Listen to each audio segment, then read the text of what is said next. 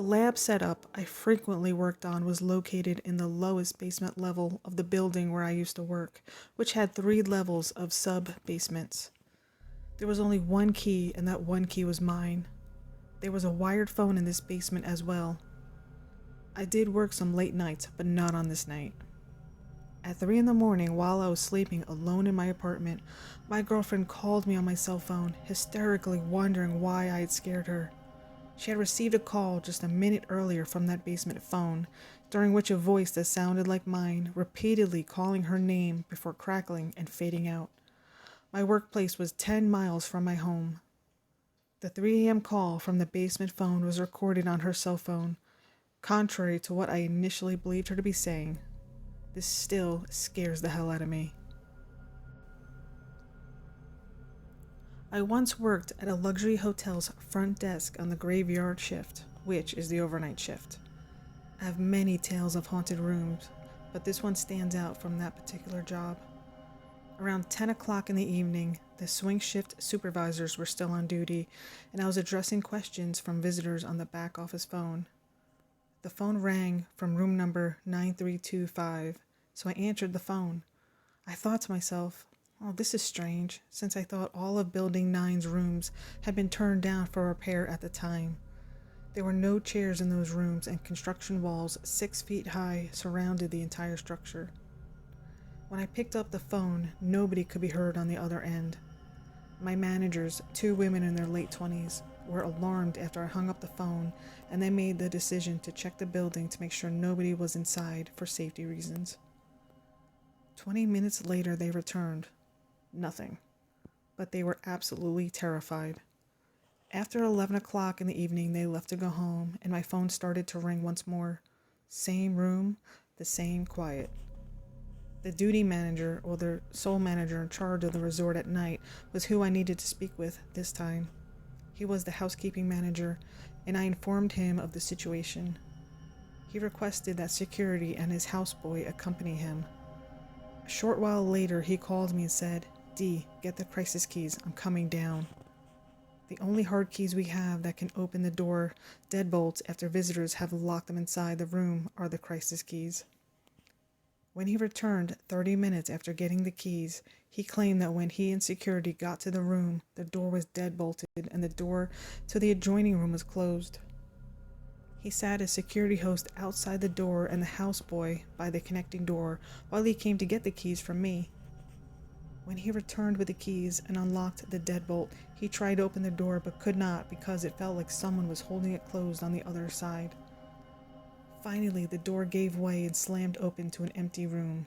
Nobody was in the room. My Nana passed away in 2007.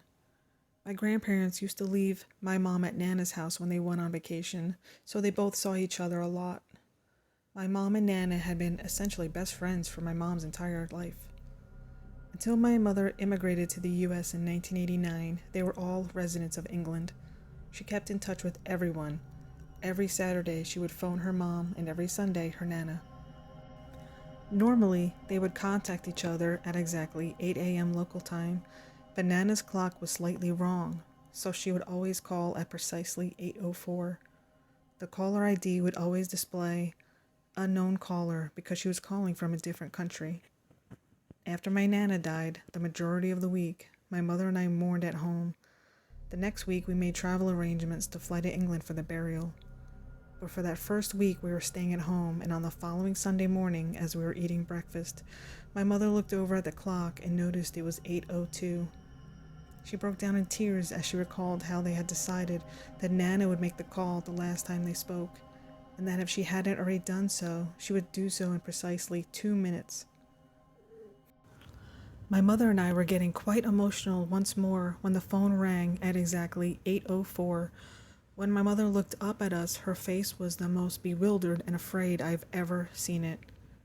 She removed the phone from the holder and focused on the caller ID. It was labeled unknown caller. I tried to rationalize it by saying, well, maybe it's just a telemarketer.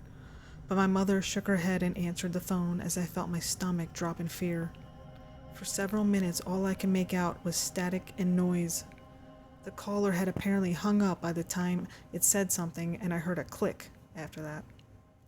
When I asked my mother what was going on, she said it sounded like one of those scam calls you get claiming you've won a trip to the Bahamas or something.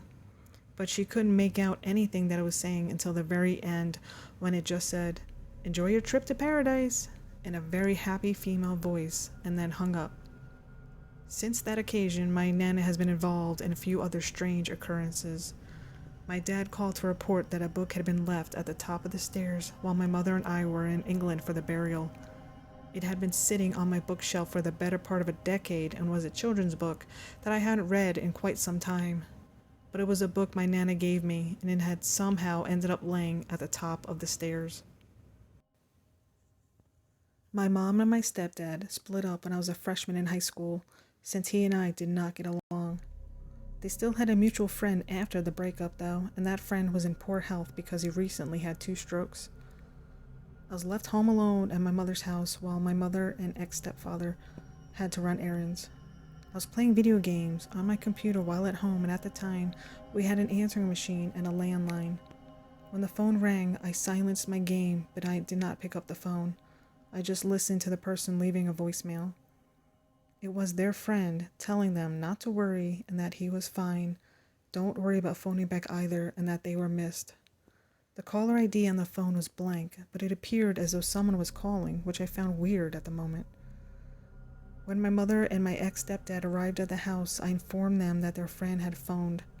They looked at me angrily and assumed I was kidding when I said that the message was on the machine. When they checked the machine, only one new message was there in place of all the prior ones. When they played it, all they got was static. They said that he passed away barely 2 hours prior, during their 5 or so hours away, since they had received a call on their cell phones from the friend's family. After his 3rd stroke, he was unable to recover, and his body just simply gave up. A girl was babysitting in a house in the neighborhood. It was all the way at the end of the street, but she had babysat for the same kids in the same house for years and was used to it. It was like her second home.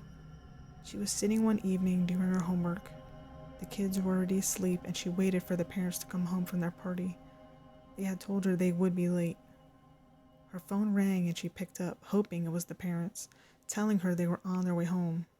She answered, "Hello?" Nothing. It was silent. She listened for a couple of seconds.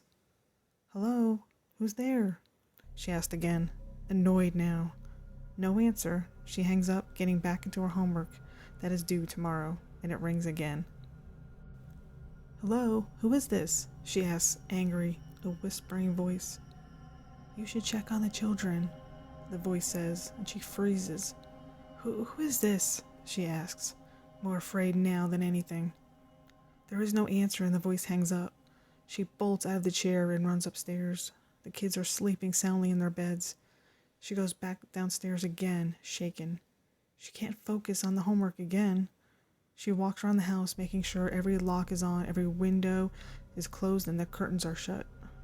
She blocks the number and sits on the couch, just listening. But the phone does not ring. The screen lights up, notifying her on an email she just received, so she opens it. "You should check on the children," it reads. So she calls her friend. "Hello, what's up?" "Are you pranking me?" she asks, afraid and angry, all mixed up. "What? No, what are you talking about?" "An unknown caller kept calling me knowing I'm babysitting." "What? Have you called the police? You think I should?" "Yeah, you really should. And someone sent an email. I've never heard of this email address before." "Have you checked the IP address?" "What? No, how do I do that?" "Forward me the email, I'll do it now." So she forwards the email still on the phone. She can hear something upstairs and curses. She has woken the children, and that's the last thing she needs to do right now. "Are you there?" the friend says. "Yeah," she answers, worried. There's something about her friend's voice. It's sort of uneven, sort of terrified. "You need to get out." "What? Why?" "The sound upstairs is getting louder. It can't be the children, they're too small." "The IP address, I traced it, and it leads right back to your house where you are right now." The sound is growing louder. It's the sound of heavy footsteps down the stairs.